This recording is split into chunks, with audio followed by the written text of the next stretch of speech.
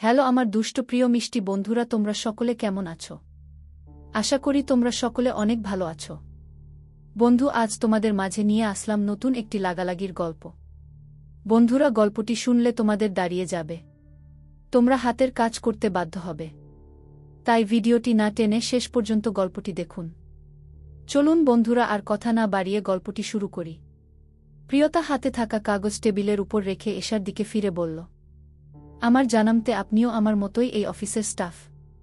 তাহলে একজন স্টাফ হয়ে বসের নাম ধরে কি করে ডাকছেন জানতে পারি? প্রিয়তার কথা শুনে এশা হেসে প্রিয়তার সামনে এসে বলল, আমি আর ইনাম ছোটবেলার ফ্রেন্ড। বলতে পারো ক্লাস 1 থেকে আমাদের পরিচয়। ওকে আমি ইনাম বলে ডাকতেই পারি। সবচেয়ে বড় কথা, ও নিজেই আমাকে পারমিশন দিয়েছে।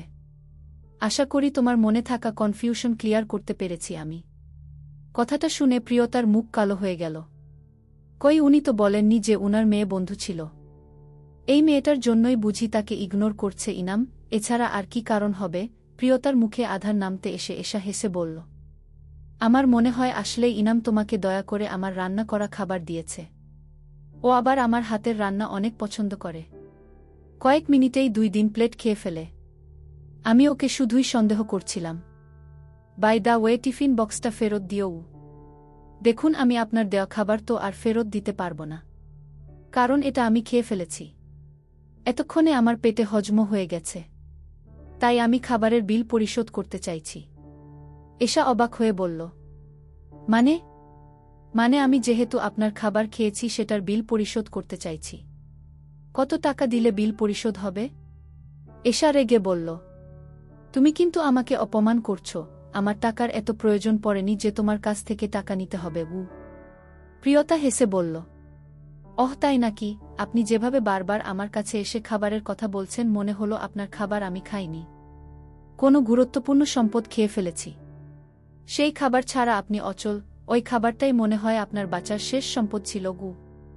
তুমি কিন্তু বেশি বার বেড়ে যাচ্ছ। প্রিয়তা না বুঝার ভান করে বলল, আমি যা সত্য তাই বলেছি। এখানে বেড়ে যাওয়ার সম্পর্ক কি? এশা রেগে প্রিয়তার গালে থাপ্পড় দিতে গেলে প্রিয়তা এশার জাত ধরে ফেল। আমি আপনার কোনো চাকর না যে আপনি আমার গায়ে হাত তুলবেন, কিংবা ম্যাডাম ও নন। মনে রাখবেন, আপনি আমার মতোই এই অফিসের জাস্ট একজন স্টাফ। তাই আমাকে নিজের পিয়ের মতো ট্রিট করবেন না। আমি আপনার আন্ডারে কাজ করছি না, সুতরাং নিজেকে কন্ট্রোল করুন। বলেই হাত ছেড়ে দিয়ে চেয়ারে বসে পড়ল। কম্পিউটারে টাইপ করতে করতে বলল, আপনার কথা বলা শেষ হলে যেতে পারেন, আমার কাজ আছে। এশা আশেপাশে তাকাতেই দেখল অফিসের সবাই ওর দিকে তাকিয়ে আছে। কিছু বলতে যেও বলতে পারল না। রাগে দাঁত কিরমির করে বলল, তোমাকে আমি পরে দেখে নিব। তোমার মতো বেয়াদব অসভ্য মানুষ কি করে অফিসে কাজ করে সেটা আমি দেখে ছাড়ব। এশার কথা শুনে প্রিয়তা হাসল। হেসে বলল, বেয়াদব অসভ্যতার তো এখনো কিছুই দেখেননি। একবার দেখানো শুরু করলে শুধু দেখতেই থাকবেন, থামার আর নাম গন্ধ থাকবে না। প্রিয়তা কাজ করতে করতে খেয়াল করল ওর অনেক ঠান্ডা লাগছে। হঠাৎ ঠান্ডা লাগার কারণ খুঁজে পেল না। জ্বর উঠবে নাকি? গায়ের ওড়নাটা ভালো করে সারা গায়ে পেঁচিয়ে নিল, তবুও ঠান্ডা কমছে না। ভাবল এসির পাওয়ার কমাবে। পরমুহূর্তেই নিজের সিদ্ধান্ত বদলাল। ওর ঠান্ডা লাগছে বলে এসি কমালে তো অনেকের অসুবিধা হবে। তাই দাঁতে দাঁত চেপে কাঁপতে কাঁপতে কাজ করতে লাগল।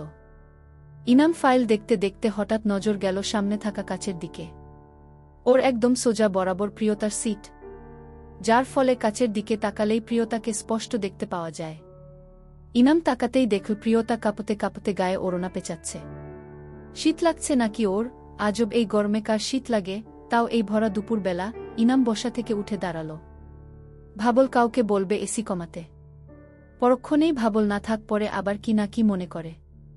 যেহেতু প্রিয়তা নিজে চাইছে ওর সম্পর্কটাকে গোপন রাখতে, সেখানে ও কি করে মানুষকে বলে বেড়াবে? তাই কেবিন থেকে বের হয়ে কিছু দূর হেঁটে এসির রিমোট নিয়ে পাওয়ার কমিয়ে দিয়ে দ্রুত পায়ে চলে আসতে নিলেই একজন স্টাফ বলল, স্যার আপনি? ইনাম থতমত খেয়ে নিজেকে সামলিয়ে বলল, দেখছিলাম কেউ কাজে ফাঁকি দিচ্ছে নাকি, যান গিয়ে কাজ করুন। বলেই নিজের কেবিনে দ্রুত পায়ে হেঁটে এলো। যাক বাবা, প্রিয়তা ওকে দেখেনি, দেখলে বুঝে ফেলত। হঠাৎ ঠান্ডা কমতেই প্রিয়তা অবাক হয়ে গেল। ওর কি ঠান্ডা কমে গেল নাকি এসির পাওয়ার কমে গেল, যেটাই হোক মনে মনে খুশি হল। এতক্ষণে ঠান্ডায় পুরো জমে যাচ্ছিল। আরেকটু থাকলে নির্ঘাত বরফ হয়ে যেত। খুশি মনে নিজের কাজে মন দিল। রাতে প্রিয়তা অফিস শেষ করে রাস্তায় দাঁড়াল। রাস্তা পার হবে সে। হঠাৎ পাশে এসে কেউ দাঁড়িয়েছে টের পেতেই পাশ ফিরে তাকাতেই ইনামকে নজরে এলো। ইনামকে দেখা মাত্রই সকালে এসার বলা কথাগুলা মনে পড়ে গেল। মুখ ফিরিয়ে নিল ইনামের থেকে। গাড়ি একটু কমতেই প্রিয়তা রাস্তা পার হওয়া শুরু করল। রাস্তা পার হয়ে অপর পারে যেতেই পিছনে ফিরে তাকাতেই দেখল ইনাম রাস্তার মাঝখানে দাঁড়িয়ে আছে, মাথায় হাত চেপে চোখ মুখ খিচে। ভ্রু কুচকে এলো প্রিয়তার। লোকটার আবার কি হলো? একটু আগেই তো ভালো ছিল। ভাবনার মাঝখানেই দেখল একটা ট্রাক সজোরে ইনামের দিকে এগিয়ে আসছে। কাঁধে থাকা ব্যাগটা পড়ে গেল রাস্তায়। দৌড়াতে দৌড়াতে চিল্লিয়ে বলল, ইনাম সরে যান, আপনার পিছনে গাড়ি। ইনাম প্রিয়তার কথায় কোনো প্রতিক্রিয়া করল বলে মনে হল না। ও ওর মতোই মাথা চেপে দাঁড়িয়ে আছে। প্রিয়তা দৌড়ে এসে ইনামকে দুই হাতে ধরে সাইডে নিয়ে আসতেই দুইজনেই রাস্তায় পড়ে গেল। এতক্ষণে ইনামের হুঁশ এসেছে। পাগল আপনি? রাস্তার মাঝখানে এভাবে দাঁড়ায় কেউ? আমি ঠিক সময় না আসলে কি হতো? জোরে জোরে কয়েকটা শ্বাস নিয়ে বলল। কি হয়েছিল? ওইভাবে রাস্তায় দাঁড়িয়েছিলেন কেন? শরীর খারাপ লাগছিল? ওই মাথাটা ব্যথা করছিল? এখনো ব্যথা করছে? না।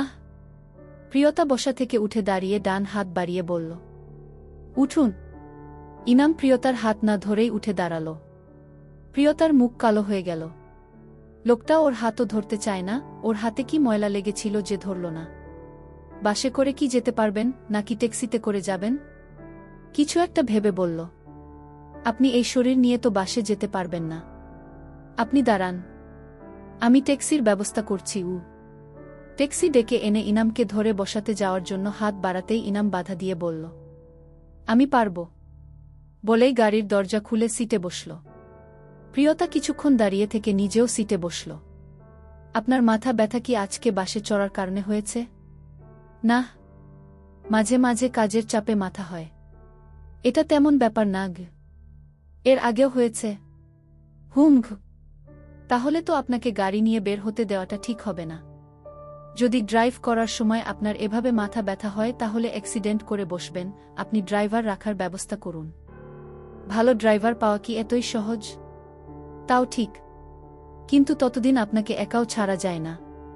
কিছুক্ষণ পর কিছু একটা ভেবে বলল, আপনি এক কাজ করবেন, যতদিন ড্রাইভার না পান ততদিন আমার সাথে অফিসে যাবেন। কিন্তু তুমি তো বলেছ অফিসের কেউ দেখে ফেললে ঝামেলা হবে। আজকের মতো করেই যাব। আর যাওয়ার পথে একে অপরের সাথে কোনো কথা বলবো না, তাহলেই তো কেউ বুঝবে না। প্রিয়তার কথা শুনে ইনাম কিছু না বলে জানলার বাইরের দিকে তাকিয়ে রইল। বাসায় পৌঁছে ওয়াশরুমে গিয়ে ফ্রেশ হয়ে নিল প্রিয়তা।